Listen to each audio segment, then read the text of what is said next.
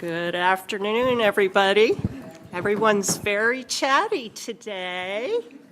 That's exciting. So, good afternoon. I'm calling the meeting to order. Before we take the roll call, as you can see, Dr. Lindsay is not with us today.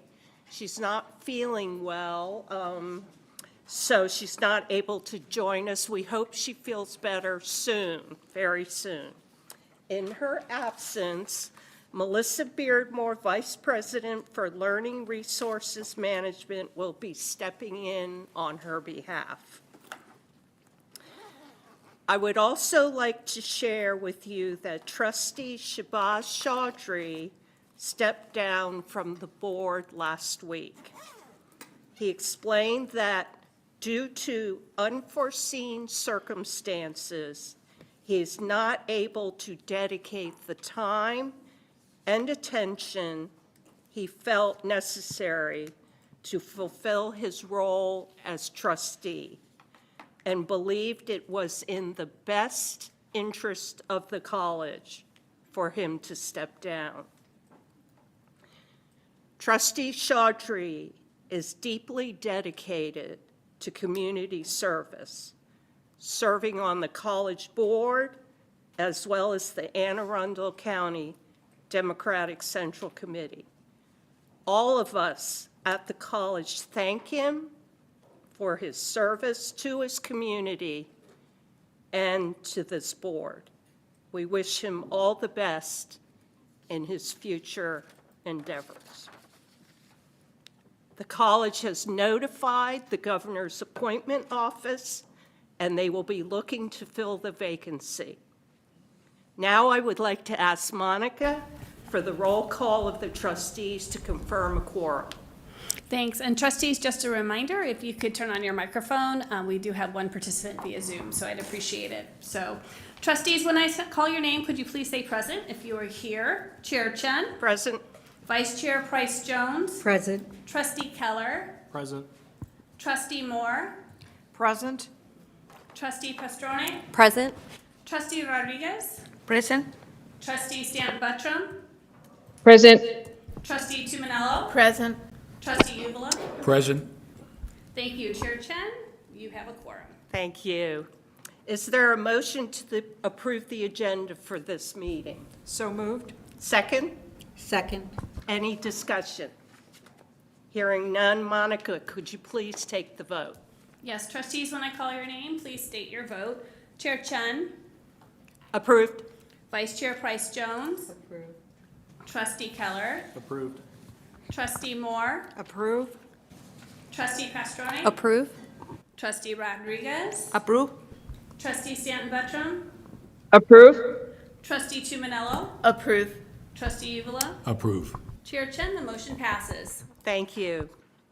And now we'll move on to the approval of the consent agenda. Vice President Beardmore, would you like to read the main motion for the board? Main motion is that the Board of Trustees approve the consent agenda as presented.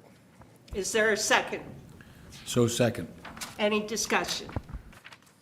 Hearing none, Monica, could you please take the vote?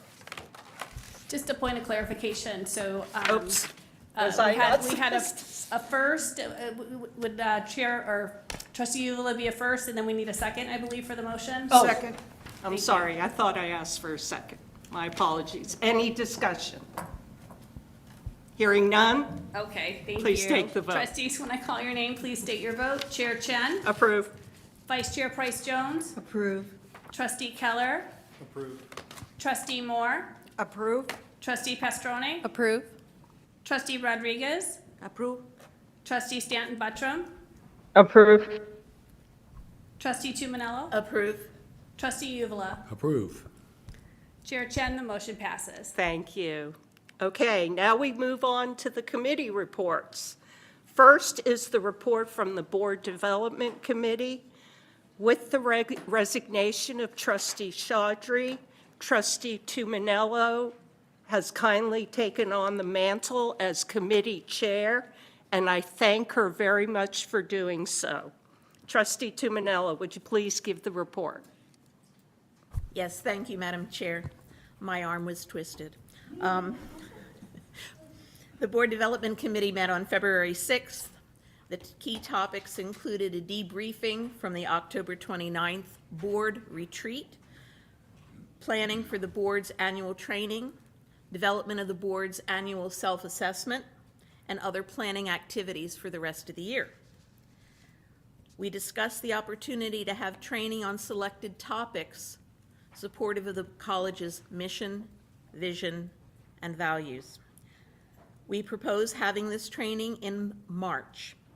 The committee outlined several assessment processes, including determining timing and structure of our self-assessment, reviewing and revising the board's goals, evaluation of the president and setting the president's goals for the next year, and establishing a timeline for updates from the president. The next step will be for the committee to review prior assessments and develop the survey in March, administer the survey in April, and then review the results and revise the board's goals in May. If there are no objections or further discussion, the committee will proceed with planning the March training and the May review. Thank you very much. This concludes my report. Thank you. Any questions for Trustee Tuminello? Okay. Next is the Board Policy Oversight Committee report with Vice Chair Price Jones. Thank you, Madam Chair.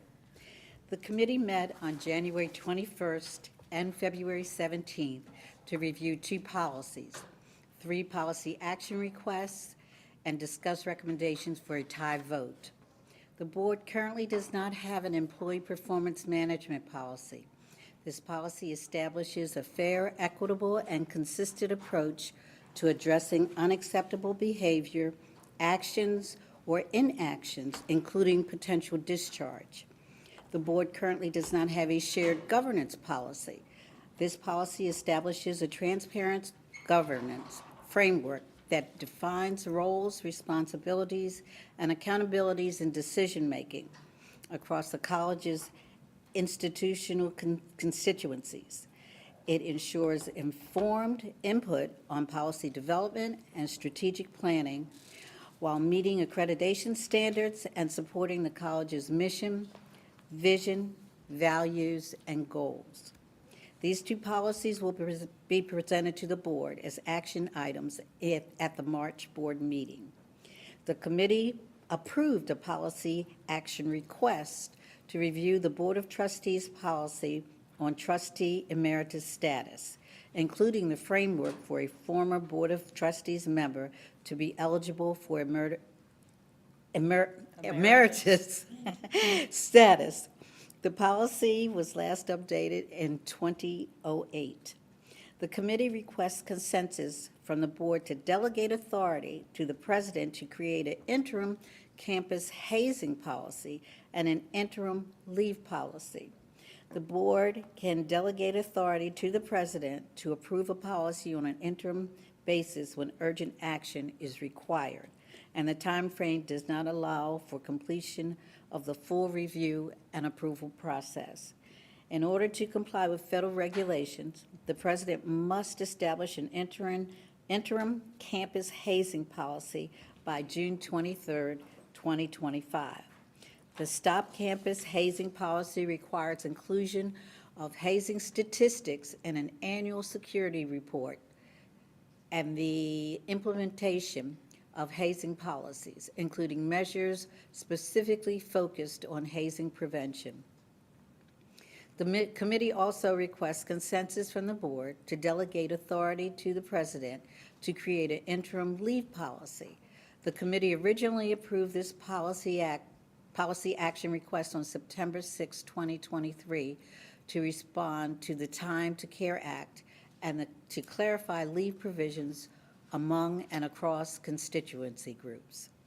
The college would like to revise the policy action request to create an interim leave policy, as the current annual and sick leave policy does not align with the system due to a software migration.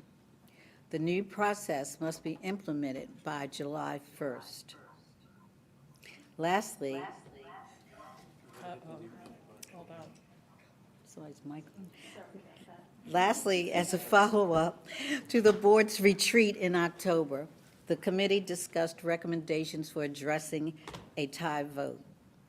In reviewing the bylaws and consistent with Robert's Rules of Order, an affirmative vote requires a majority of the entire board, except when amending the bylaws, which requires a two-thirds vote.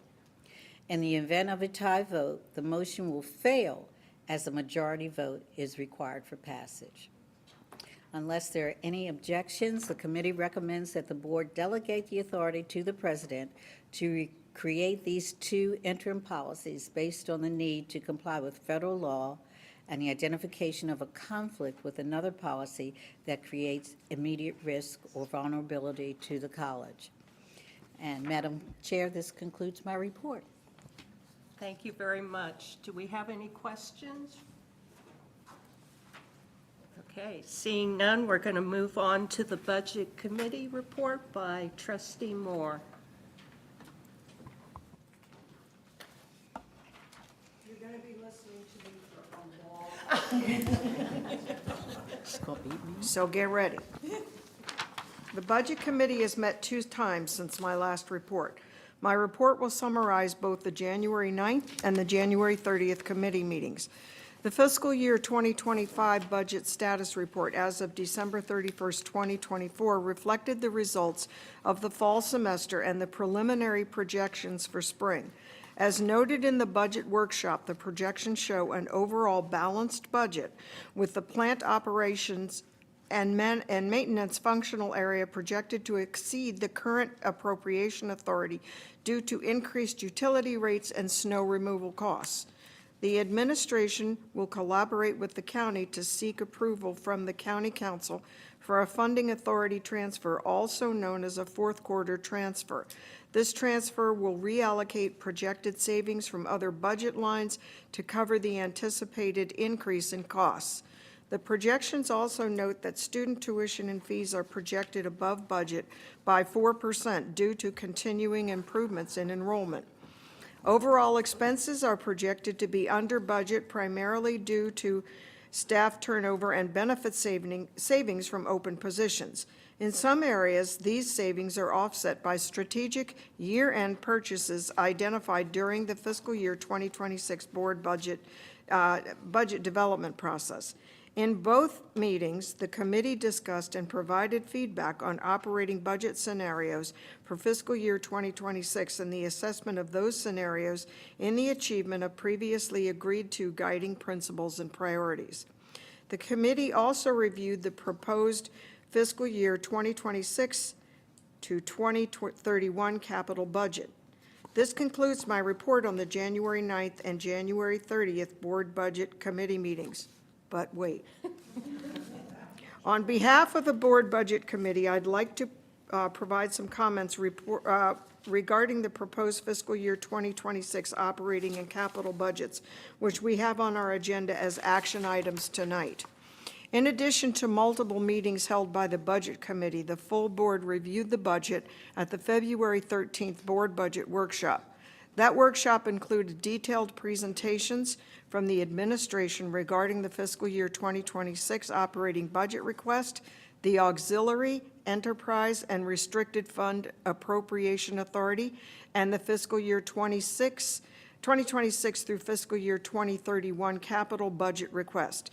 During that workshop, the board engaged in discussions with the administration regarding the budget's high-level trends facing the college, anticipated revenues and expenditures, and the key assumptions and projections contained in the multi-year budget planning tool.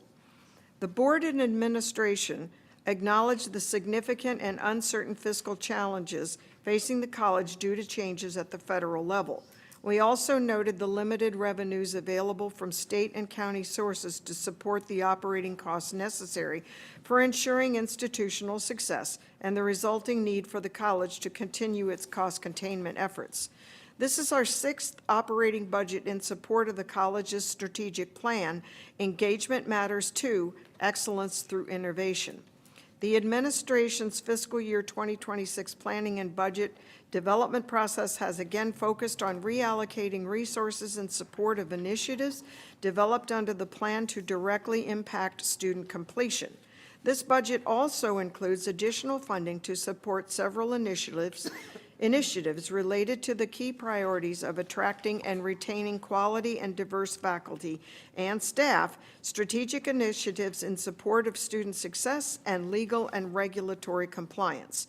The proposed budget represents an overall expenditure of 4% or $6.2 million compared to the fiscal year 2025 budget. The board appreciates and values the dedication and quality of the faculty and staff who serve our students. Knowing that the college's quality programs and reputation for innovation and excellence are because of our faculty and staff, we are pleased to bring forward a budget that includes a pool of funds for compensation and benefit increases in support of the board-approved and compensation policy. This includes $5.2 million in funding for compensation and benefits, including a 6% compensation pool. After thoughtful consideration and debate, we are presenting a budget recommendation with a $5 in-county tuition rate increase, representing a 3% increase in tuition and fees. Despite this necessary adjustment, the continued and expanding use of lower-cost course materials will help offset this increase. The governor's fiscal year 2026 budget included a $434,000 or 1% increase in state funding for the college, partially restoring the reduction in funding received in fiscal year 2025. To help offset the continued lag in state funds, we are requesting a modest increase of $3 million from the county. The focus of the fiscal year 2026 capital budget is on deferred maintenance projects and the renovation of existing buildings to provide innovative spaces to support students. The fiscal year 2026 capital budget will allow us to complete the construction phase of the renovation of floors 1 through 3 of the Florestano building and begin the construction phase of the much-needed renovation to the Dragon Science building. We are grateful for the dedication of our faculty and staff to the success of our students, and thank you for each of you for the work you do every day. This includes my comments. I will now turn it over to Vice President Beardmore for the 2 budget action items on the agenda for tonight.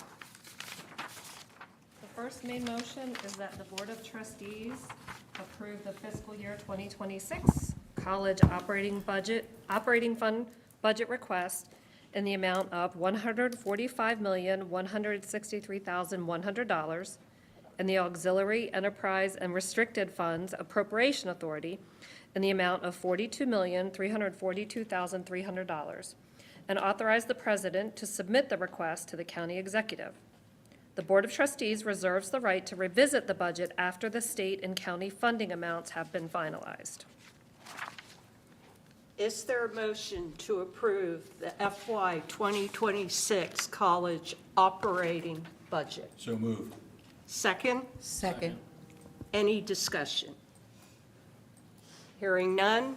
Monica, could you please take the vote? Yes, trustees, when I call your name, please state your vote. Chair Chen, Approved? Vice Chair Price Jones, Approve. Trustee Keller, Approved. Trustee Moore, Approve. Trustee Pastrone, Approve. Trustee Rodriguez, Approve. Trustee Stanton Buttram, Approve. Trustee Tumanello, Approve. Trustee Uvala, Approve. Chair Chen, the motion passes. Thank you. The second motion is that the Board of Trustees approve the fiscal year 2026 to fiscal year 2031 college capital budget request. Is there a motion to approve the FY 2026 through 2031 capital budget? So moved. Second? Second. Any discussion? Hearing none. Monica, could you please take the vote? Yes, trustees, when I call your name, please state your vote. Chair Chen, Approved. Vice Chair Price Jones, Approve. Trustee Keller, Approved. Trustee Moore, Trustee Pastrone, Approve. Trustee Rodriguez, Approved. Trustee Stanton Buttram, Approve. Trustee Tumanello? Approve. Trustee Uvala? Approve? Chair Chen, the motion passes. Thank you. Okay. Next on the agenda is the Community College Foundation report. First, I would like to ask Trustee Keller to read a student donor letter. Dear donor, I'm writing to express my heartfelt gratitude for being chosen as the recipient of the Vesta Community Mental Health Scholarship. As a single mother of 3 and a full-time student pursuing addiction counseling and human services degree, this scholarship has become a game changer. Attending AACC has been a transformative experience. After losing 3 family members to fentanyl overdoses, I've decided to turn my pain into purpose. I've earned my GED, enrolled at AACC, and committed myself to helping others overcome my struggles. At AACC, I've gained the knowledge and confidence to pursue my dream in opening a treatment center for single fathers battling addiction. This is not just a career goal, but a deeply personal mission to me, and I've seen firsthand how addiction affects families. Balancing my full-time job, raising my children, and attending school has been challenging, but these experiences have made me stronger and more determined to succeed. Once again, thank you for your generous support through this scholarship. Your contribution has made a significant difference in my life, enabling me to continue my education and work towards my goal of making a lasting impact in my community. I am truly grateful for this opportunity, and am committed to making the most of it, striving to achieve my goals and contribute to the mission of the Vesta Community Mental Health Scholarship. Scholarship recipient. Thank you, Trustee Keller. Again, with the departure of Trustee Chaudhry, I am pleased to resume the role of AACC Foundation liaison and to provide the following report. As of February 15th, 2025, the AACC Foundation's fundraising total is just over $1.85 million in gifts and commitments. The foundation received some extraordinary gifts over the past several months. This fall, a retired AACC faculty member and her husband donated a condominium to the foundation as a charitable contribution. The condo was sold in December, and the proceeds from this 6-figure gift supported a scholarship and AACC's HelpLink program. In addition, the foundation has received several generous gifts to support the Future Nursing Professionals Scholarship. To date, this fiscal year, approximately $485,000 has been raised for this initiative, and over $255,000 has been raised to support HelpLink and the HelpLink Fund for Nursing. The AACC Foundation would like to thank the members of the Board of Trustees, of the AACC Board of Trustees, who have given so generously this year, and encourages any members who have not donated to consider a gift of support before June 30th. When 100% of the board gives, it sends a strong message to our community that we are truly invested in the college and our students. The foundation is extremely grateful to all the donors who are supporting AACC students and programs through their generous giving. This concludes my report. And now we're going to hear from Trustee Moore again. She's going to provide the Association of Community College Trustees National Legislative Summit report. Thank you, Madam Chair. I recently attended the ACCT National Legislative Summit in Washington, D.C. As a member of the DEI Committee, I attended that meeting on February the 8th. After vigorous discussion of the risks and benefits, the members decided to change the name of the committee. This would allow colleges and states that have already mandated DEI programs to be eliminated to remain, I'm sorry, I totally boggled that. This would allow colleges and states that have already mandated DEI programs be eliminated to remain members of the ACCT. And as an explanation of that quickly, some of the states have said you cannot remain a member of an organization that does any DEI work. So we changed the name of the committee. The new name is the Impact and Success Committee, and the name change has been adopted by the ACCT Board of Directors. On Friday, I have been asked to attend a meeting to identify the new, to help create a new mission statement for this new Impact and Success Committee. Over the course of the next few days in the summit, I attended multiple meetings concerning the recent executive's orders and ACCT legislative priorities, a copy of which you have in front of you. I would ask that you take a few minutes to, this is what ACCT is asking the House, the Representatives and Senate to look at in terms of what the ACCT feels that we need. The legislative priorities include maintaining and increasing the amount of the Pell Grant, eliminating taxation of the Pell Grant, and that the portion of the Pell Grant that is used for housing is currently taxed. We want to eliminate that, as well as allowing Pell Grants to be used for short-term workplace training, which it currently is not. The Pell Grant is facing a shortage by next fiscal year of $2.7 billion if Congress does not vote to fund the gap. Other priorities are increased funding for job training and technical education, support of the Farm Bill that supports rural community colleges, and improving access to SNAP benefits. There was considerable discussion concerning the enact of the DREAM Act. You will recall that Dreamers are children of undocumented immigrants.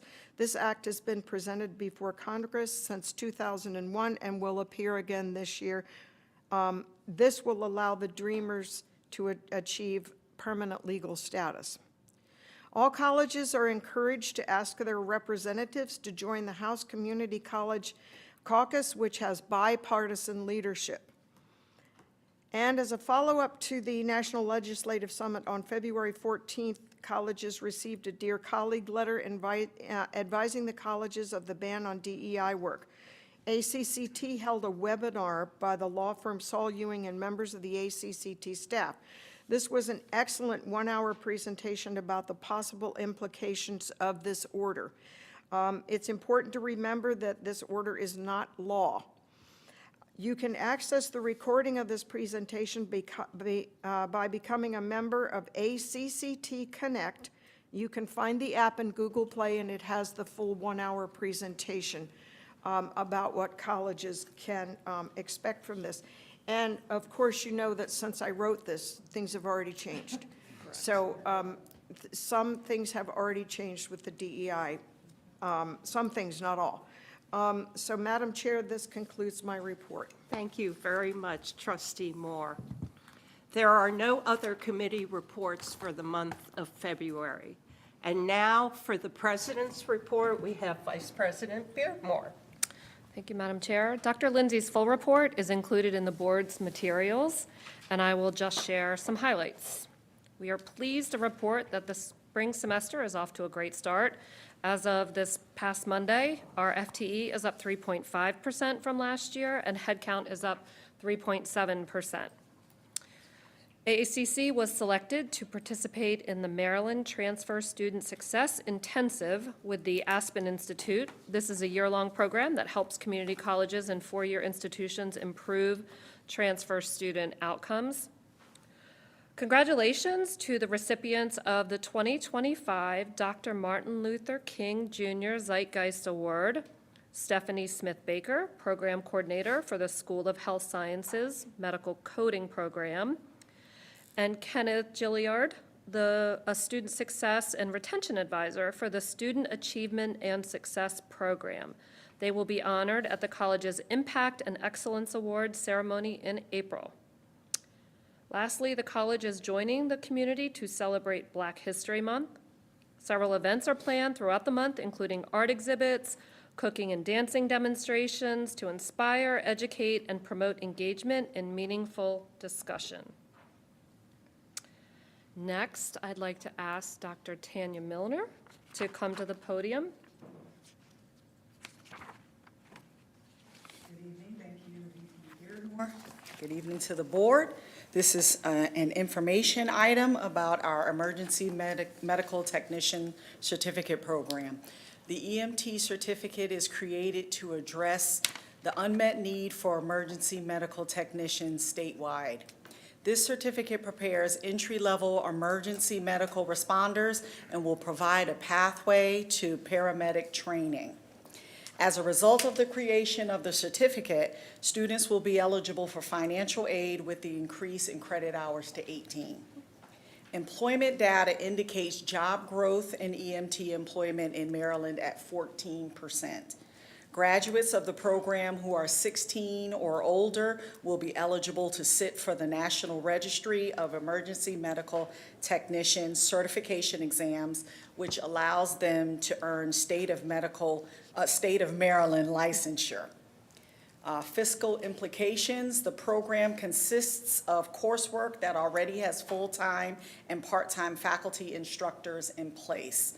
No additional resources are required at this time to offer this program, except for the possible costs associated with providing additional part-time faculty coverage should enrollments grow significantly. Increased enrollment would potentially require new part-time faculty contracts at the current cost of $1,203 per faculty load hour.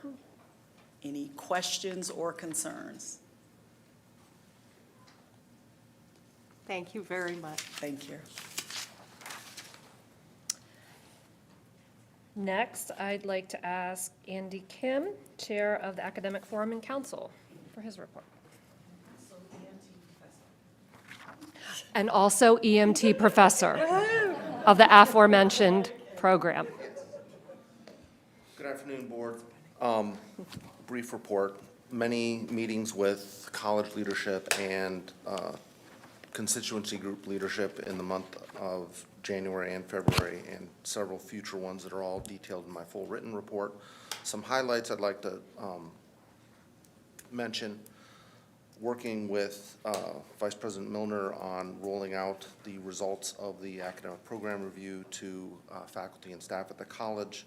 We've called a special meeting of academic forum dedicated to that task on March 26th. And that'll be on campus live in the Kaufman Theater.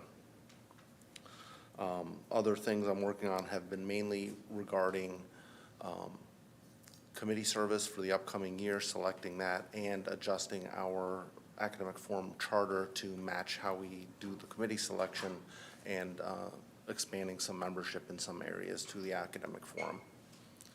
And those are the highlights. Do I have any questions? Thank you very much. Thank you. From the Administrative Staff Organization, Dr. Angelo Thalassanides. I don't know, there he is. May I just say that that was an amazing pronunciation, so thank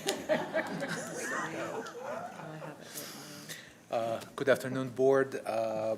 As ASO, we held a policy review meeting. We also held two draft chapter changes meetings, and we had to postpone our general body meeting from January 15th because it was we were working to have this beautiful start that we had this spring, and we're going to be having it tomorrow, so next time we're going to have more to report. But if I can take 30 seconds from my time, as part of the kudos, we all do so many things in addition to our everyday job. I would like to invite Darian St.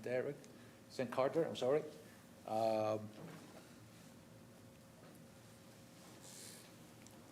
He just published a children's book, so. Oh. All right. Good afternoon to the board and everyone that's here. Thank you for the opportunity. I want to share an exciting update that I recently published a children's book. It's titled The Boy Who Dreamed Big, How One Boy's Autism Became a Superpower. And so this book celebrates individuality and embraces us and encourages all to embrace our differences, as our quirks are what makes us special and unique. And so this book here is a labor of love. It's one of my first creative works, and there are some other creative works to follow. And so this copy I'll pass around to the board, but this copy is for Dr. Lindsay. I want to give her a copy today. Thank you. And are there any questions before I? Is it autographed? I will for Dr. Lindsay, yes. And did you do the artwork? I did, yes, yes. Amazing. Congratulations. How can we purchase your book? It's available on Amazon and Barnes & Noble. It was Okay. published January 29th, and I'm so overwhelmed by the support. It's sold out on the first day, and it's still out of stock.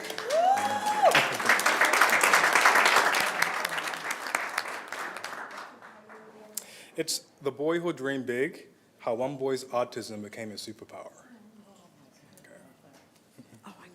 Thank you very much.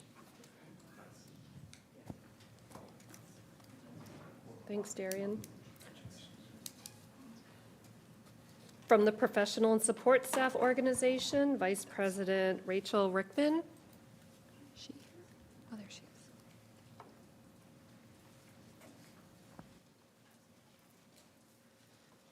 Good evening. That's a tough act to follow. Thank you for providing time on the agenda for us to provide updates about the happenings in PSSO. PSSO hit the ground running this year. The PSSO Engagement Committee hosted a fireside chat in our library to provide community and connection as we rang in a new year and a new semester together.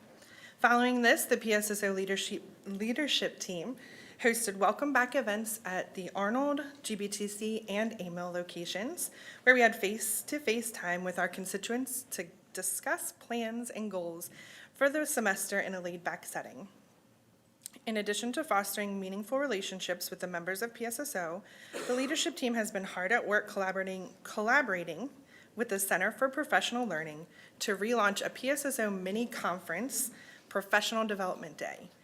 We have selected the date of April 2nd and will be offering a full day of in-person, hybrid, and virtual sessions. We have been working with the partners across the campus to host relevant and impactful sessions, ranging in topics from technology training to accessibility to student support, retirement, finance planning, and DEIA. We are thrilled to be able to offer this professional enrichment day to our constituents.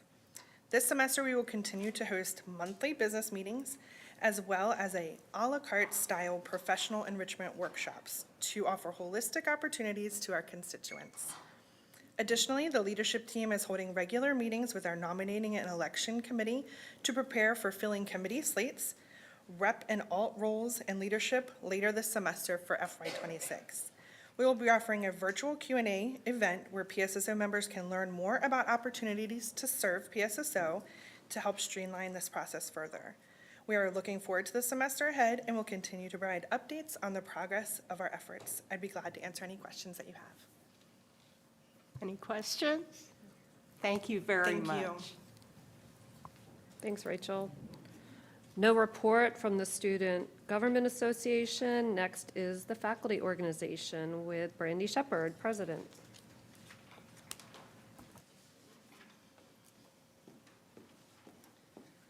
Good afternoon. Happy almost March to you all. It's been a minute since we've seen each other. I got a 2-pager tonight because it's been a while. So, as always, it's good to be. As always, it's been good to hear. Now you got me all messed up. It's good to be here to report on faculty business excellence and innovation. TFO met on Wednesday, February 5th. Our March meeting is next week on the Thursday of the 6th. In our continuing efforts to celebrate scholarly work, we heard from Professor Matt Close in the visual arts area about his sabbatical work from spring of 2023. Professor Close shared experiences from his painting sabbatical, exploring American isolism and nostalgia with a focus on residents in his community of Sparrows Point in Baltimore. He was also able to share his experience with colleagues and graduate students at Towson University, as well as an opportunity to present at Shasta Community College in Redding, California. This work has culminated in other exhibitions. He received an invitation to present at South Korea this summer. Each monthly meeting, TFO extends invitations to Dr. Lindsay and all vice presidents to share updates to their respective divisions.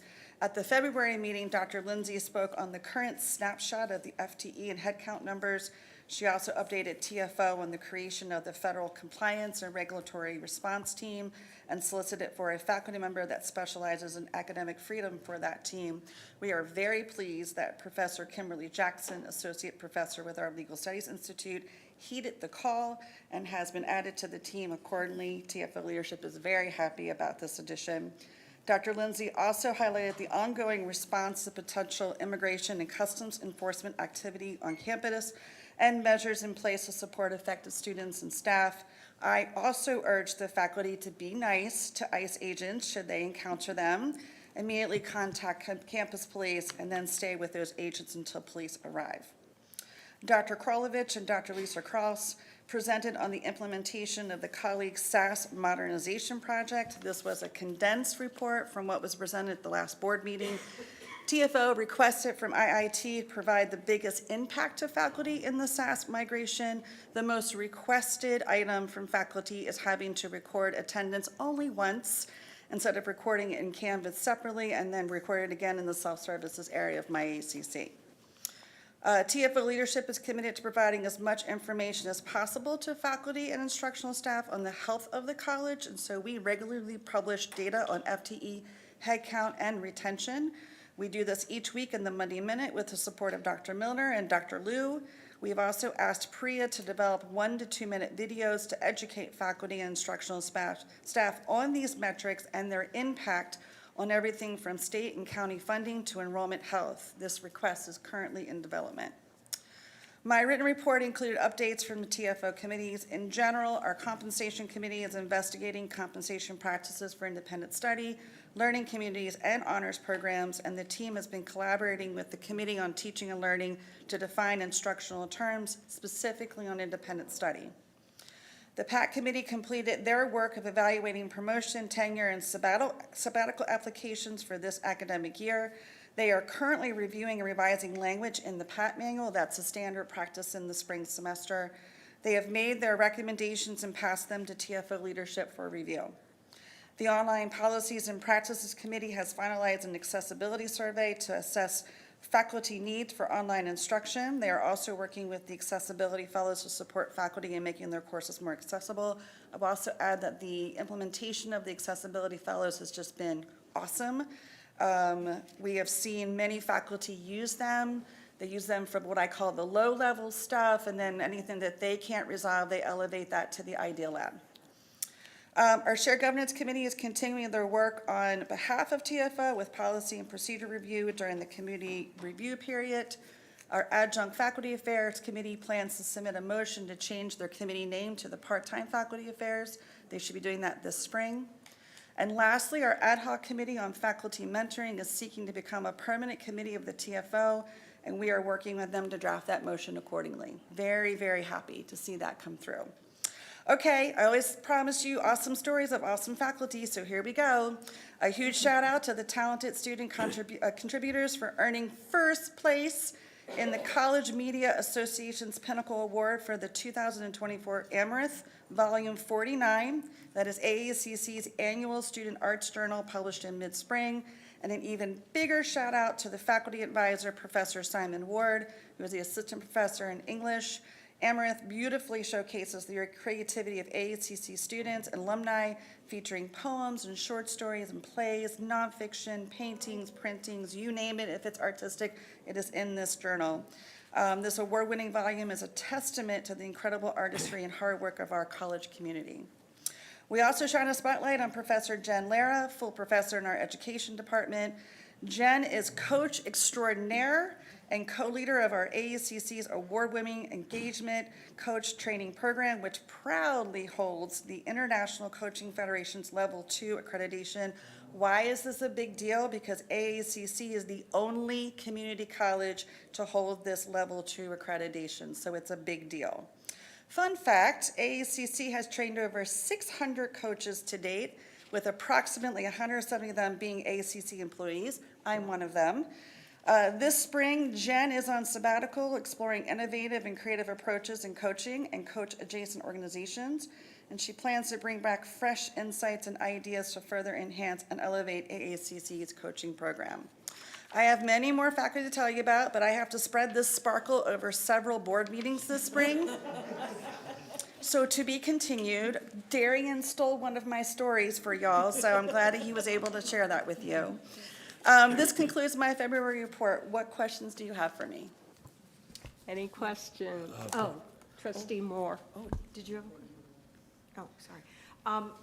How would the board get a copy of the MRL?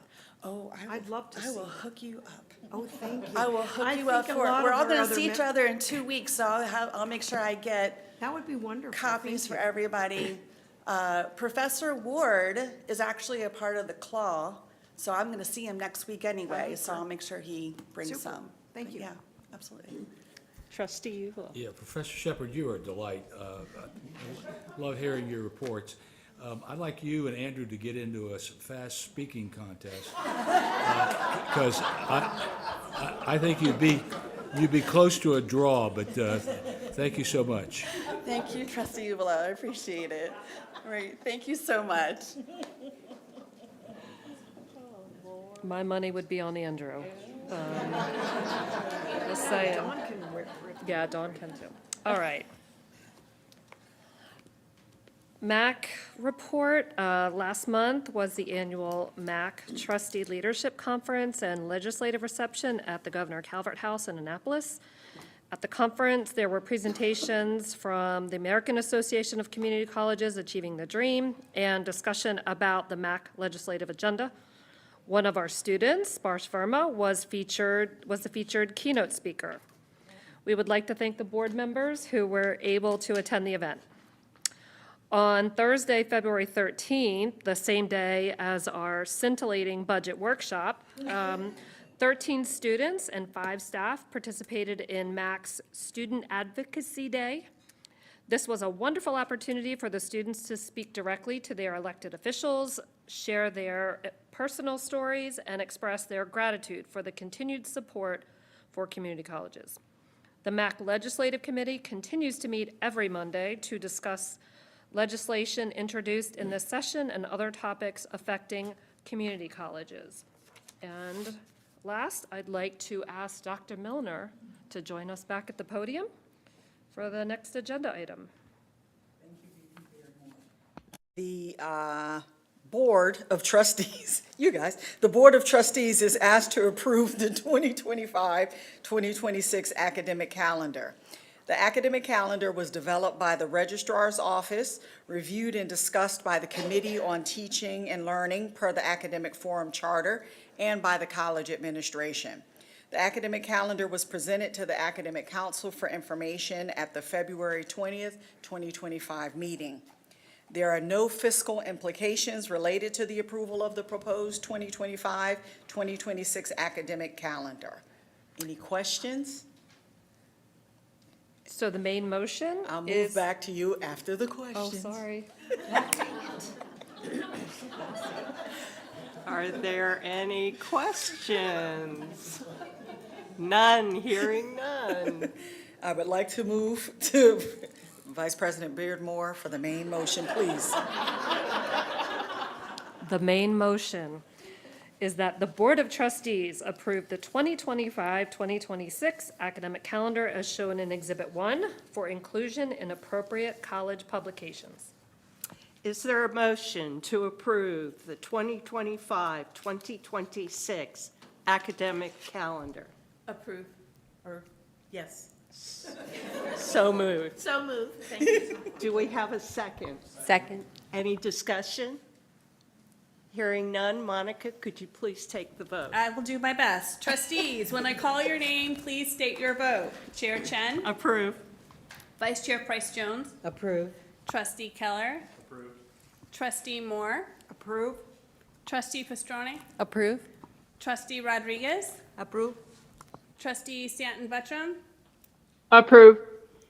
Trustee Tumanello? Approve. Trustee Uvala? Approve. Chair Chen, the motion passes. Thank you very much. Is there any new business that we need to attend to? Okay. Our next public session meeting will be Tuesday, March 11th. At this time, is there a motion to close the meeting to obtain legal advice and to consider matters that relate to the negotiations pursuant to Sections 3-305B7, 3-305B9, 3-305D2, 1, little I, double I, of the General Provision Article of Maryland? So move. Second? Any discussion? Hearing none, Monica, could you please take the vote? Thank you. Trustees, when I call your name, please state your vote. Chair Chen? Approved. Vice Chair Price Jones? Approve. Trustee Keller? Trustee Moore? Approve? Trustee Pastrana? Approve. Trustee Rodriguez? Approve. Trustee Stanton Buttrem? Approve. Trustee Tumanello? Approve. And Trustee Uvala? Approve. Chair Chen, the motion passes. Thank you very much. Thank you, everyone, for attending this most lively meeting. The meeting is adjourned.